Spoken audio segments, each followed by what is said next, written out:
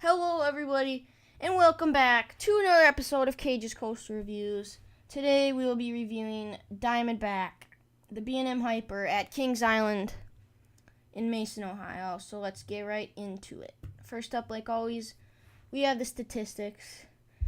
This ride is 230 feet tall, has a drop of 215 feet, reaches speeds up to 80 miles per hour, has a length of 5,282 feet of track. The manufacturer is B&M.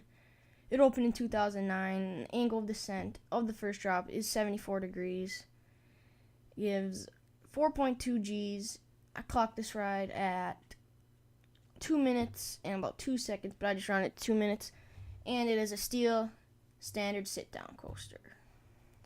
Theming, well, after riding next door Mystic Timbers, which is probably one of the best, if not the best themed roller coasters I've been on, in terms of theming, I was kind of disappointed by Diamondback's theme. I mean, the entrance is pretty cool, but it really doesn't have any theming during the ride or the queue line. I mean, it does have the splashdown, and it does go out into the woods, but Diamondbacks don't even live in the woods. They live in the desert, so not the best themed roller coaster. Alright, so we have my opinion. Got some off-ride footage. Okay. So Diamondback is the second B&M Hyper that I've ridden after Raging Bull, and honestly, I had really high expectations of this because based off the POVs and other coaster enthusiasts' opinion, and I gotta admit I was a little disappointed when I rode it in the back row, my first ride, because you could really feel the trimming. And even though the airtime was great, it wasn't as great as I expected it to be, even though the first drop was awesome. And then I rode it in the middle a few times, and it was okay. And then I rode it in the second row, not the front row, but the second row, because it's pretty much the same as the front row. You still got the view, and you're just not as close to the other person as you are in the front row. And I really enjoyed it. Like, best ride I've had on it.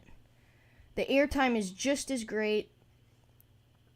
I love how it Diamondback combines like a twister layout and a airtime layout, standard out and back B&M airtime layout. It's not that much of a twister layout, but they're more than usual B&M hypers.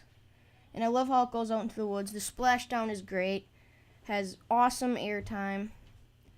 It's a pretty long ride. Not that long, but this is just one of the best steel coasters I've been on. Alright, so now we have the ride experience and the POV. Let's skip the lift hill because it's boring. Alright. So we're at the top of the 230-foot lift hill and about to begin a 250-foot drop. Very fun drop. And it's pretty steep too. Alright, we have a slight turn to the right and up a massive airtime hill. And slight turn to the left and up yet another huge airtime hill and out into the woods. Got a little overbank turnaround. And we're back. And a little trimming, another airtime hill. Slight turn, or like a 3/4 of an upward spiraling helix, I guess.